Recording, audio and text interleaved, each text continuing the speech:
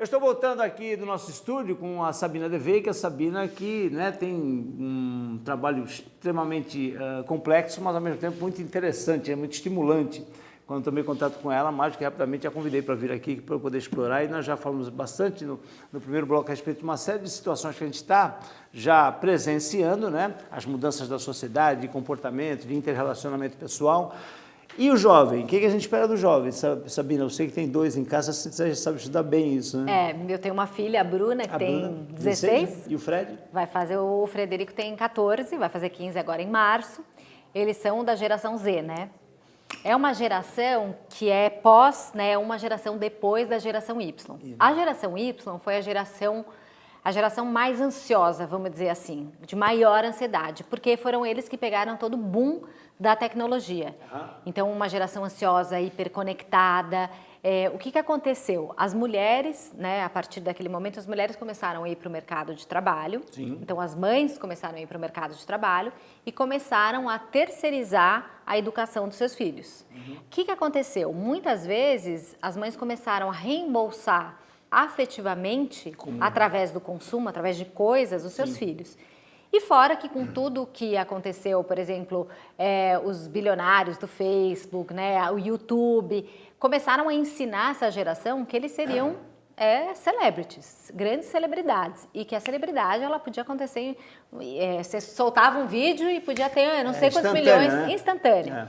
E é uma geração... sucesso em poucos dias, em poucos minutos, né? E o que aconteceu? Essas mães, né, que começaram a reembolsar afetivamente os seus filhos, sentiam muita culpa, porque chegam, né, em casa tarde, com muito trabalho, e o que acontece? Chega 9, 10 horas da noite, fala, mãe, quero tomar um sorvete. Você deixa porque você está culpada. O que aconteceu com esse jovem da geração Y? É um jovem que não aprendeu a se frustrar. Então, esse jovem, quando foi para o mercado de trabalho, começou a procurar um pai e uma mãe com descendentes. E encontraram um chefe, né, cobrando... Que não é bem assim, né? Que não é bem assim. Então, na primeira frustração, acho que eu vou tirar um ano sabático. Acho que eu não quero esse emprego, né?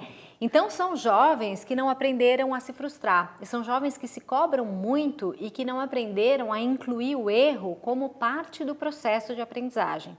Porém, também é um jovem que começou a fazer uma coisa diferente do que, por exemplo, meus pais.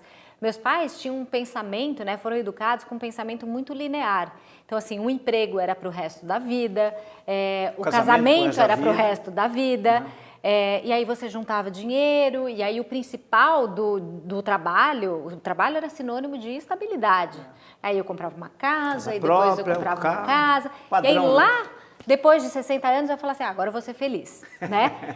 O jovem de hoje, ele quer ser feliz agora. Então, o trabalho para ele não é mais sinônimo de estabilidade, é sinônimo de propósito. Então, ele vai trabalhar com algo que para ele faça sentido, né? Aí a gente falou sobre a geração Y. Sim. E aí, né, a Bruna e o Frederico são a geração Z já. O que se espera da geração Z? Os pais, que muitos deles são da geração Y, né? Outros um pouquinho antes, mas... Os pais da geração X. X, né? X. Sim, mas tem alguns da geração Y que já são pais, né? Alguns, mais jovens. Existe a precocidade naturalmente. Os da X e da Y, os poucos da Y que são pais já, conseguiram resolver essa equação de dar o aspecto material, na medida do possível, mas também de dar o aspecto humano, o acolhimento, essa coisa que muitas vezes a geração X se distanciou? Eu acho que a gente está cada vez mais condescendente, né? Cada vez com mais opções de escolha, né? Então a gente tem um diálogo maior com os nossos filhos, o que não acontecia com os pais. A gente pergunta, a gente dá opção, a gente dá escolhas, né? O que tem de diferente, né, da geração Z para a geração Y? A geração Z é uma geração que eu acredito que tem uma maior consciência coletiva. Então tem um número enorme de jovens de 15, 14, 16 anos, 18 anos que estão fazendo trabalho voluntário desde cedo, que tem uma consciência dos problemas do mundo, do planeta. Mas o que fomentou nesses jovens essa conscientização? Porque os pais conseguiram trazer essa conscientização? Foi a internet? O que foi, Sabina? Eu acho que primeiro foi que eles entraram em contato com o mundo, com a realidade do mundo muito mais rápido, né? Então, até, por exemplo, depois da Z tem a geração alfa, que são os bebês que estão nascendo agora, que antes de falar já estão fazendo assim. Então, você imagina a quantidade de informação que essas pessoas estão recebendo. Outro dia eu fui numa conferência e, por exemplo, me falaram sobre um novo comportamento que vai surgir, que chama armazenagem de DNA. O que é isso? Parece que a gente produziu mais informação nos últimos 3 anos do que toda a história da humanidade. Você imagina o que a gente produziu de conteúdo. E daqui a pouco a gente não tem mais onde armazenar, nem no cloud não vai dar para armazenar. Então tem cientistas estudando como armazenar a informação, transformar num código genético e colocar dentro do DNA. Porque o DNA, ele mantém a informação por muito tempo e ele tem uma quantidade de armazenamento muito grande, chama DNA storage. Uma capacidade de armazenamento. Então, é uma coisa assim maluca, né? Então, assim, esse jovem, ele foi exposto a muito conteúdo, a muita informação. Então, a quantidade de informação, por exemplo, que meus filhos têm ou que foram expostos, é muito maior. É muito bom, né? É como a Sabina falou, né? Coisa toda muito cíclica, né? E o comportamento humano, quero crer que seja também. Portanto, eu acho que, né, é a volta da humanização, da relação. Sim. Porque a gente estava falando da internet, e a Sabina comentou, não dá para ser contra, né? Não dá para falar, não quero, vou ficar à margem disso tudo. Mas a internet também trouxe, evidentemente, como tudo na vida, trouxe muitos pontos negativos. Um deles é uma certa solidão, isolamento. O isolamento, sendo que está rodeada de pessoas, né, do mundo inteiro, mas o contato físico, o contato humano, o contato interpessoal ficou, né, em segundo plano, né? Eu acho que você falou que isso acarretou, Sabina? Acho que você falou uma palavra importante aí, humanização, né? Então eu vejo que aos poucos também é um comportamento que está emergindo. Que aos poucos a gente vê que está surgindo, é como se fosse uma New Age, né? Então, assim, movimentos de espiritualidade, a gente tem, por exemplo, o movimento do Mindfulness, né? O Mindfulness é uma técnica de meditação, de presença, porque a gente está tão não presente onde a gente está, sempre está no celular, com uma interface, né? E está começando a ser usado, inclusive, em empresas, porque estão percebendo que os funcionários, quando meditam, quando entram para dentro, produzem mais, têm resultados mais positivos, né? São mais felizes, então as empresas conseguem reter.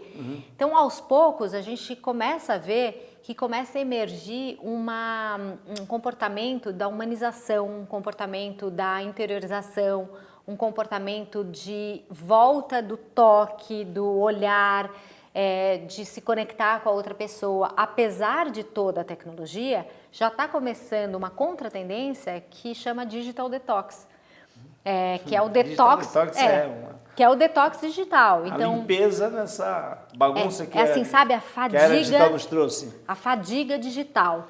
Então, assim, você tem spas, né, onde você vai e você fica totalmente desconectado.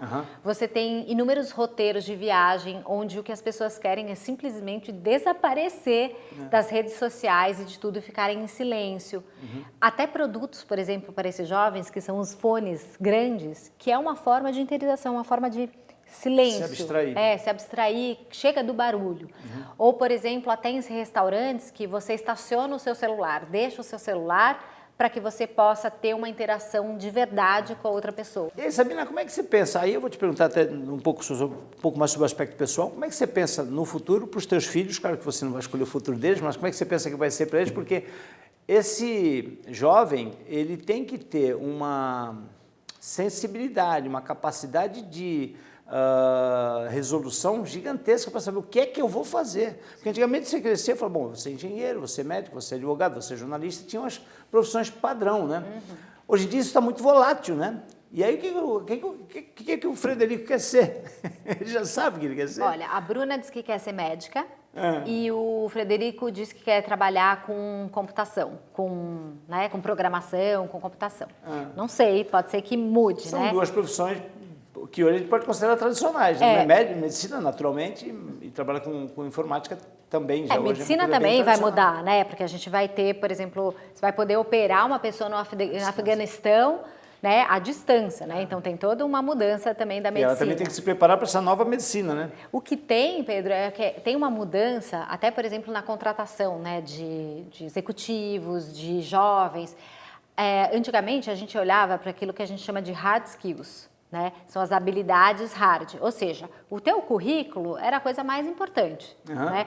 O que você fez, o teu, né? Experiência comprovada. Comprovação, né? Hoje, as empresas, elas estão interessadas naquilo que eles chamam de soft skills, que são as habilidades soft, macias, Sim. mas que de macias e fáceis não tem nada.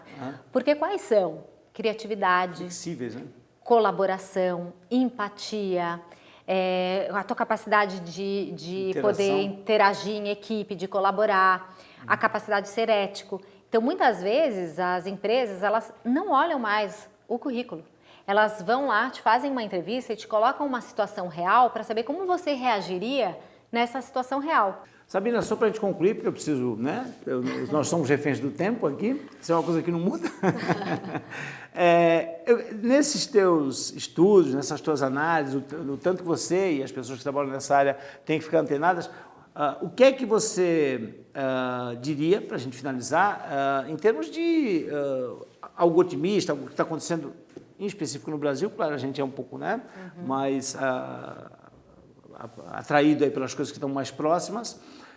Tem coisas que estão surgindo, que vocês estudam, que vocês analisam e que efetivamente sejam muito promissoras? Tem. Eu acho que é um resumão de tudo aquilo que a gente falou. Eu acho que tem iniciativas, assim, tem startups muito inteligentes e muito interessantes surgindo no Brasil. Tem iniciativas de mobilidade urbana, tem novos artistas, tem empresas novas criando coisas diferentes. Tem movimentos de sustentabilidade, tem movimentos de diversidade. Eu acho que tem muita coisa interessante acontecendo no Brasil, de verdade. Eu acho que a coisa mais interessante que está acontecendo é esse movimento que eu vejo, não só no Brasil, mas no mundo, que é um movimento de voltar aos valores humanos.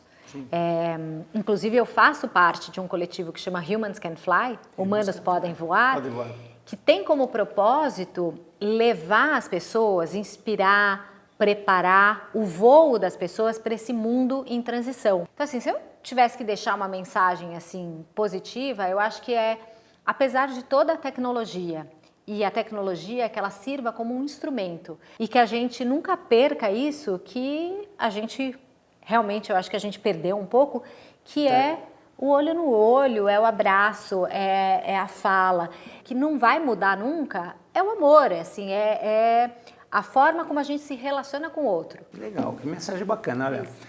Infelizmente tem que terminar esse meu bate-papo aqui com a Sabina.